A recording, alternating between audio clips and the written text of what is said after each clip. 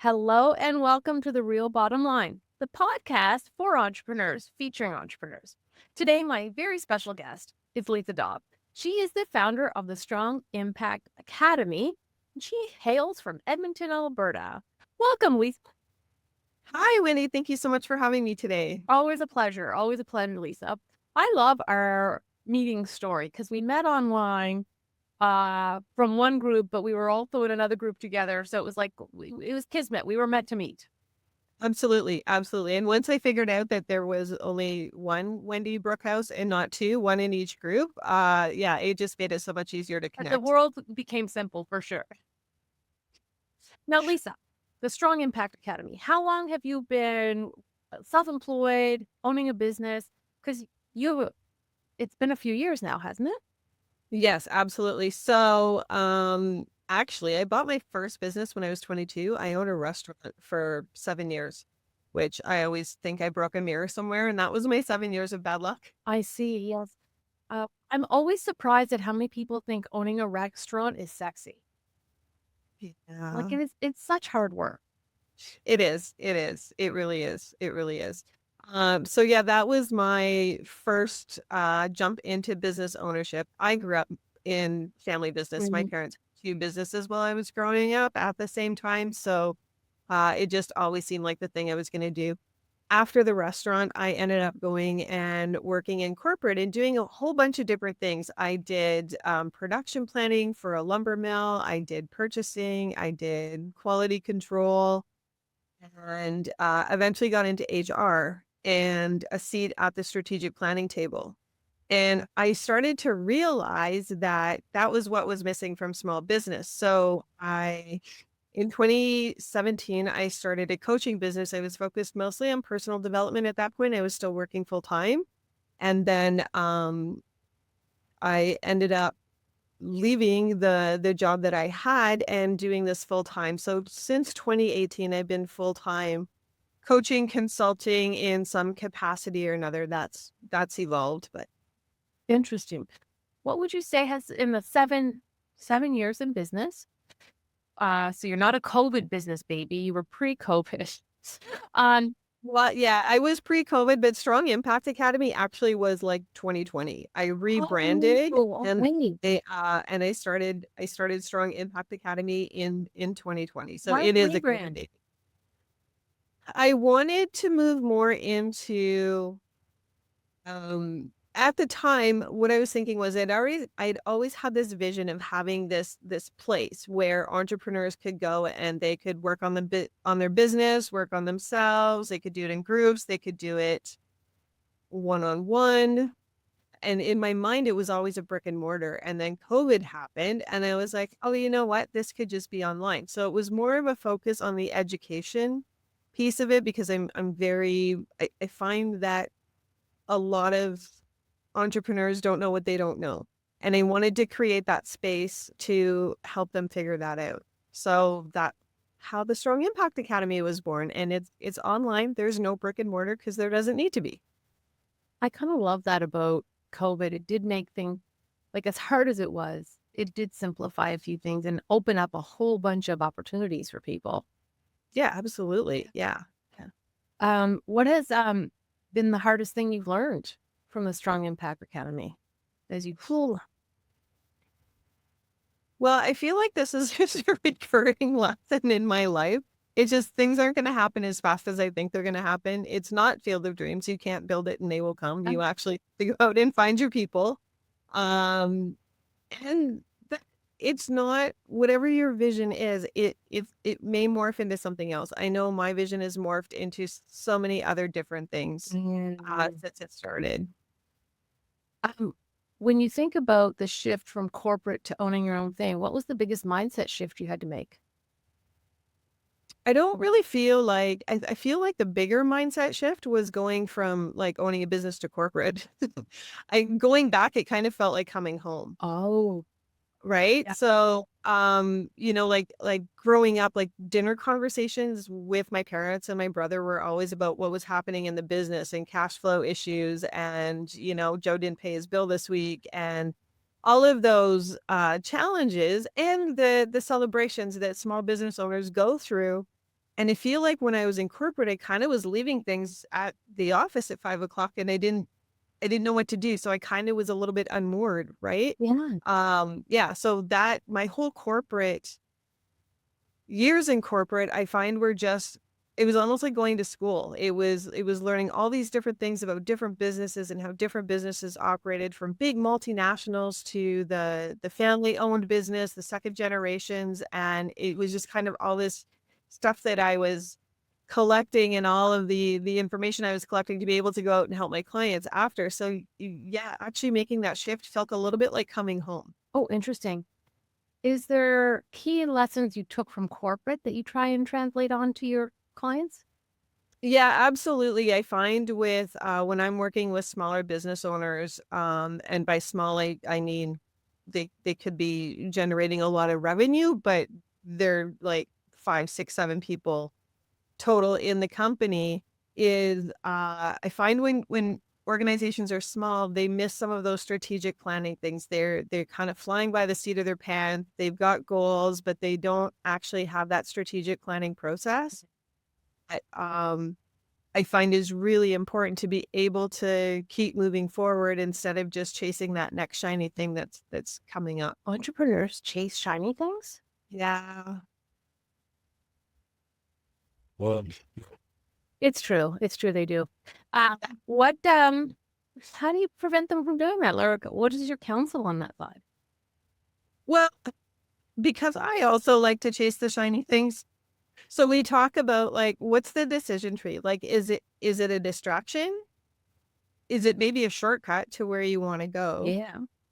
Or is it, this is something that I didn't know even existed and is actually maybe I might want to change direction. Mm. But we put some thought into it. And that's something that I mean I've had to really learn myself and still need to learn. It's like, like I'm changing direction again. I feel like I'm always changing direction, but I'm always kind of adding things, and things are coming up that I didn't know that I'm bringing in that to help my clients. So we do the same thing with them. We don't just jump at the shiny thing. We actually have a conversation about it and say, okay, let's talk about what this is. And you know what? Sometimes you might need the distraction. Right. If it's going to be a short little distraction, that's you're going to go off on this little side trip for, a week or two. Sometimes that just re-energizes you to come back and go, no, I actually meant to stay on this path. What you're talking about seems to me like you kind of, as entrepreneurs, really need to know what your end game is. Like, what is your vision? What does success look like? Is that part of what you help clients figure out? Is that piece? Yes, 100%. When I started the Strong Impact Academy, I was really focused on leadership development because better leaders will build better businesses. And then I kind of just fell into the whole end game exit planning world, and ended up, that was my distraction. That was my side trip, was taking the certified exit planning advisor course. And it just, it was the missing piece for everything that I was trying to do with my clients. Yes. The whole value acceleration and exit planning as business planning today just made so much sense. So much sense. So much sense. I feel like it really do. And as you know, I also have the value builder designation.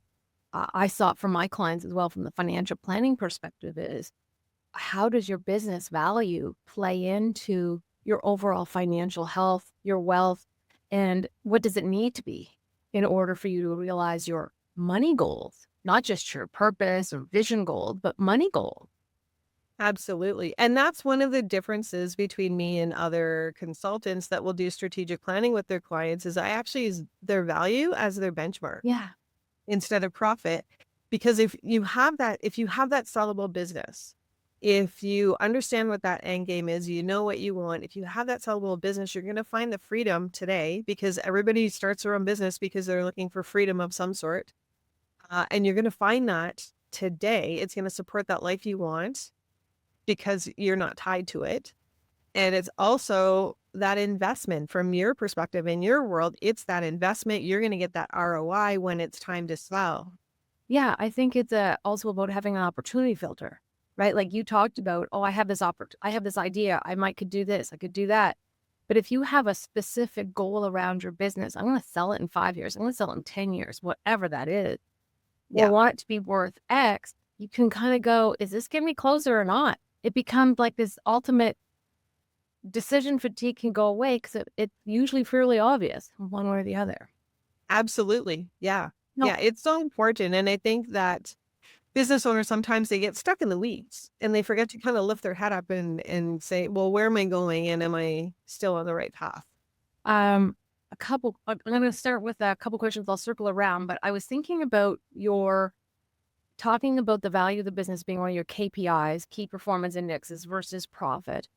And one of the key things that we've learned through our training, I think you have as well, Lissa, is that sometimes we can increase our profit by, as the owner, doing stuff we maybe shouldn't be, right? Yeah. And so what we've done is added to the profit, but we actually have detracted from the value.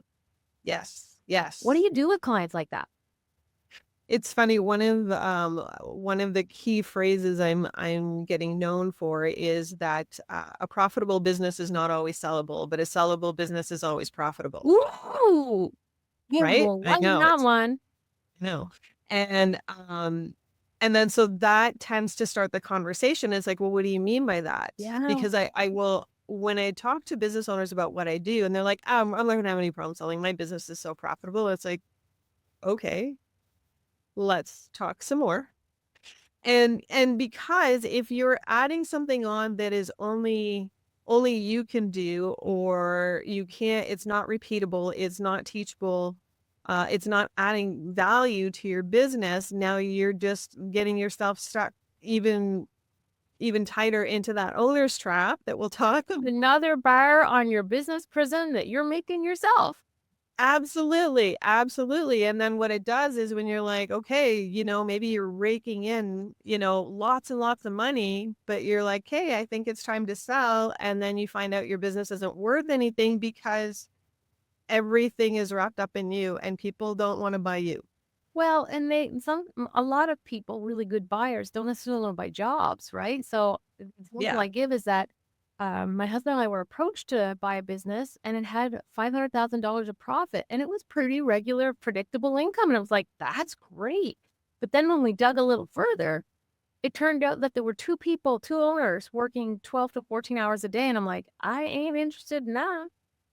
Yeah. Then if you replace them, how much profit do I truly have? Right? So, Right. it that they've created a little bit of a prison for themselves that they're going to have to work their way out of. That's the other thing when I'm talking with business owners as well. It's trying to determine, it's like, do you have a business? Do you have a job? Do you have a hobby? Right. I always like Dan Sullivan's too, is that he thinks there's three types of entrepreneurs, right? He thinks they're the ones who replace their job. They're the Yep. ones who are lifestyle that's floating everything they need to do. And then there's the growth oriented one. And growth Yes. oriented ones, I think, are the ones that are growing every year, and they are really focused on how do I add value. Yes, absolutely. Absolutely. Those are also typically the ones that are building something to sell. Yeah. So often you'll see the entrepreneurs that are building their legacy, and there's nothing wrong with that, right? They're still growing an amazing business, but they're building this legacy. Their identity tends to get wrapped up in that a little bit. So that's a little bit of that lifestyle, but also they're tied to that business. That's their baby. Mhm.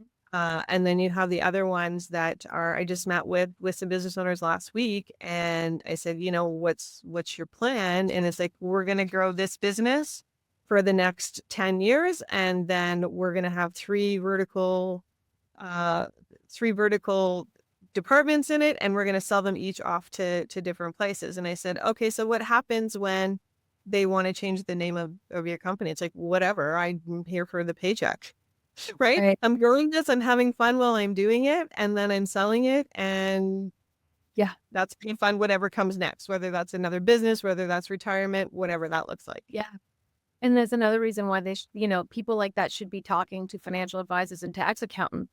What is the best way to structure that business so that they get the maximum after tax money in their jeans, right? Like I think there's can always come in and add some value in there. Yes, absolutely. Absolutely. And I think that's such an important part of what we do, but part of the education that we need to provide for business owners is they need to be setting up their team of Mhm. advisors. And it can't be the same lawyer that did their real estate deal. No. No. You need to find the specialists, right? Yeah. Yeah. I'm not going to talk to anybody about their financial plan. And I mean, I can tell them, hey, here's an estimate of value for your business. Take this to your financial advisor and have that conversation and Mhm. make sure that that's going into your plan. That's right. I'm not doing their financial plan. That's not my wheelhouse. It's a wheelhouse I love playing in. Okay. Now, Lisa, you use the word leadership, and sometimes I find it's used so much that Mm. I almost like don't even know what it means anymore. What does leadership mean to you? It's funny. I'm actually preparing a talk about leadership right now, and I'm like, wow, what's the definition of leadership that we're going to use? There's a book. It's a really great book called Nine Lies About Work Mm, by Marcus Buckingham and Ashley Goodall, and they're from ADP. They do a lot of research and stuff like that. So I can nerd out on those things. Their definition of a leader is somebody that has followers, right? What if we just kept it as simple as that? simple as that. Yeah. And When one you of the coach things, a leader, when you do leadership coaching and they have followers, what does that mean?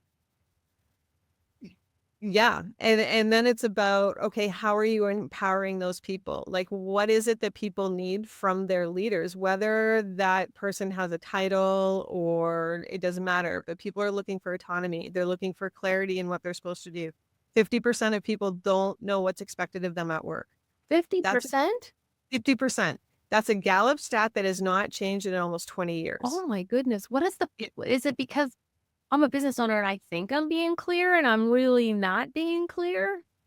And then the employee is like, I know what I'm supposed to do. So there's so many assumptions being made. And then all of a sudden, it's like, this employee isn't working out. I have a terrible boss.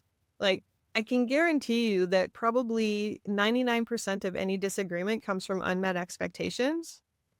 And then how many of those expectations have never, ever been verbalized, right? We live in a world of assumptions. Can you just read my mind? Like, that's what I wish all my employees could do. Well, most of it, not all of it, Lisa. It's just part. Yeah. Yeah. Yeah. There's doors we keep closed in there. No.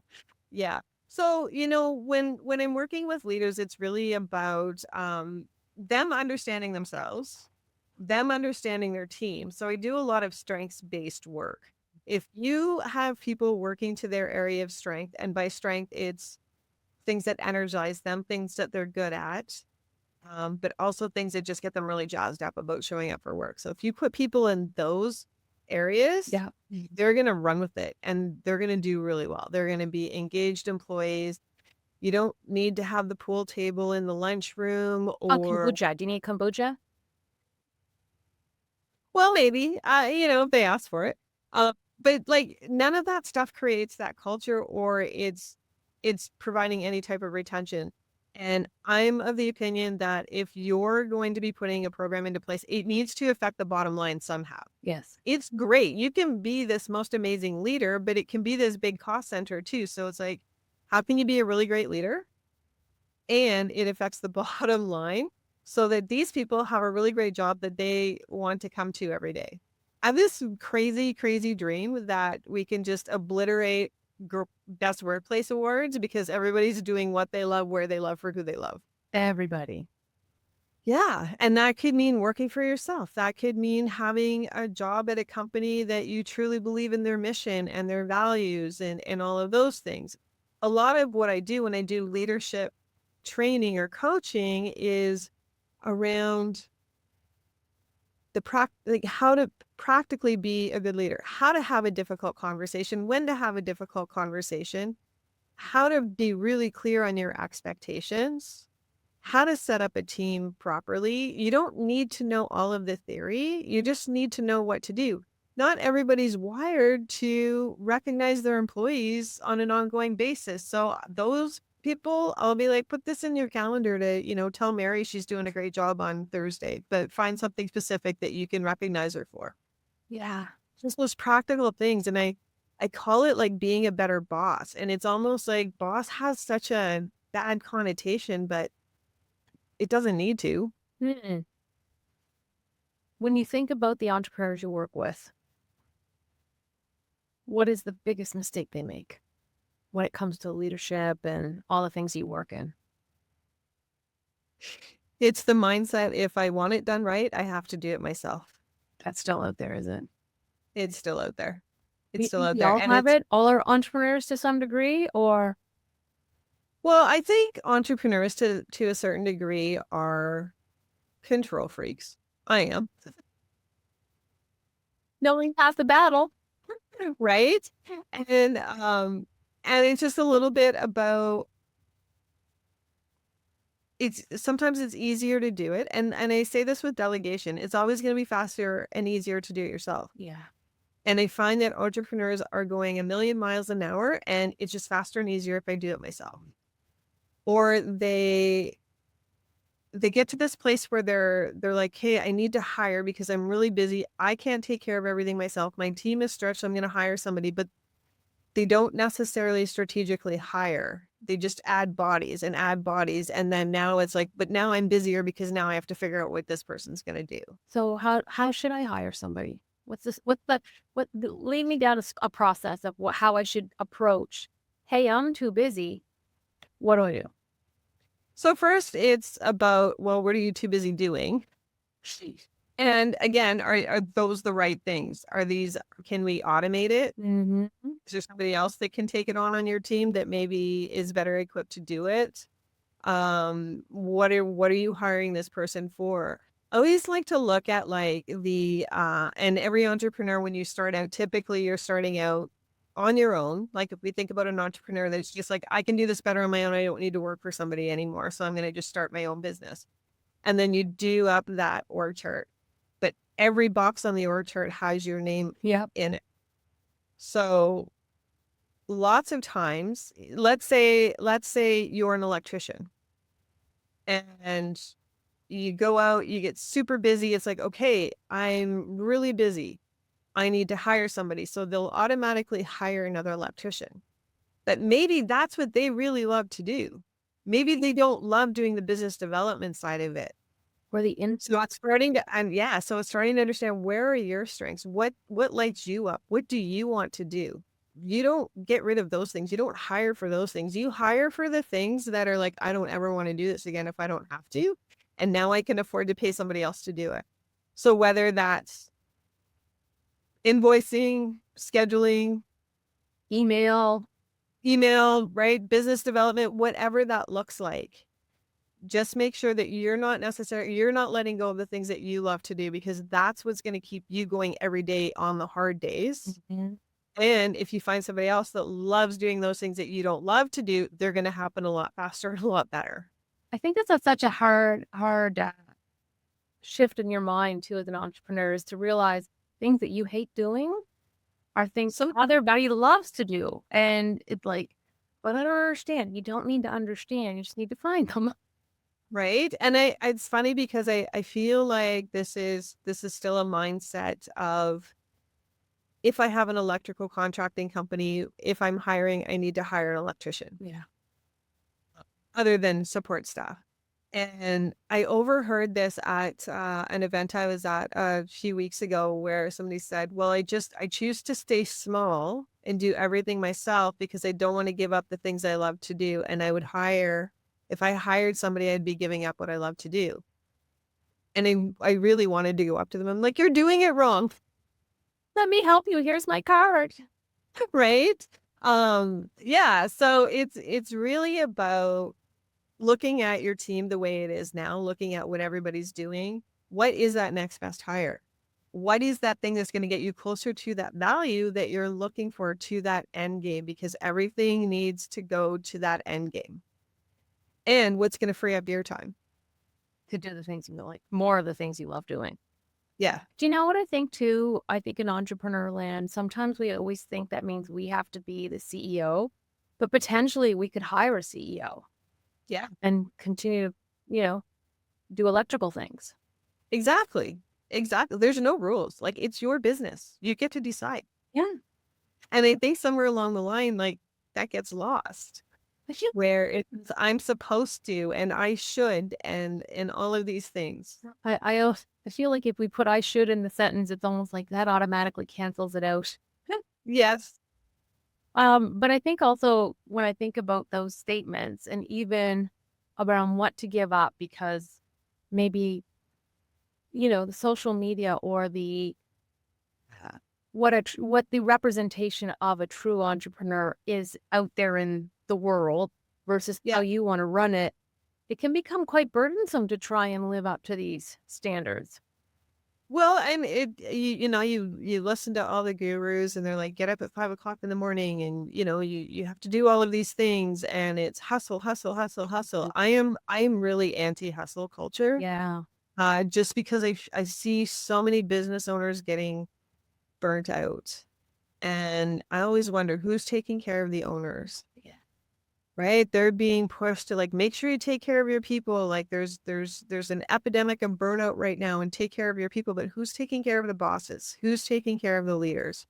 And I think that if we work on the anti-hustle culture by do what you love, hire people to do the other things or outsource it or whatever that looks like, understand what your end game is. Don't listen to what everybody else says you're supposed to do. Let go of the I'm supposed to. Let go of the I should. It doesn't matter. Maybe you don't want to grow your business. I really appreciate how clearly you've laid that out, Lisa. What haven't I asked you that we should talk about real quick? Um, that's a really great question, Wendy. We talked about so much. I think just the whole idea of the end game, I feel like business owners don't think about that. Mm. Like I had a client who was very clear about he didn't live to work. He worked to live. So entrepreneur took 6 weeks off a year to go hunting, to go on motorcycle trips and all of this stuff. And I said, cool, how long are you going to do this for? Like, what's your end game? And he's like, I haven't even thought of that. Yeah. So for somebody like that hasn't thought about it, you know that there's a lot of business owners that aren't thinking about it. So that end game is so important. How long are you going to do this for? And make sure you understand what you need out of this business to fund that next Yeah, chapter. absolutely. One of the reasons I get so passionate about this, my parents had businesses Yes. for over 25 years. Yes. When they sold those businesses, they were lucky to find buyers, but when they sold them, they broke even. My dad had to go work at the local lumber mill. Right. There was no, if they had corporate jobs, they would have had a retirement plan, they would have had something, but no, they broke even. That's What a lesson to be learned from that, Lisa. Like that's so powerful, so powerful. How can someone reach out and get a hold of you, Lisa? best place to find me is LinkedIn. I'm pretty active there. So just Lissa Daub, LISSADAUB, because why would it be easy to spell?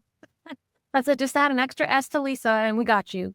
Yeah, exactly. Exactly. Yeah, that's the best place to find me is LinkedIn. Would love to connect. Yeah, shoot me a message and let's chat. Oh, thank you so much for your time. I think the real bottom line here today is know your end game. Yeah. Thank you so much.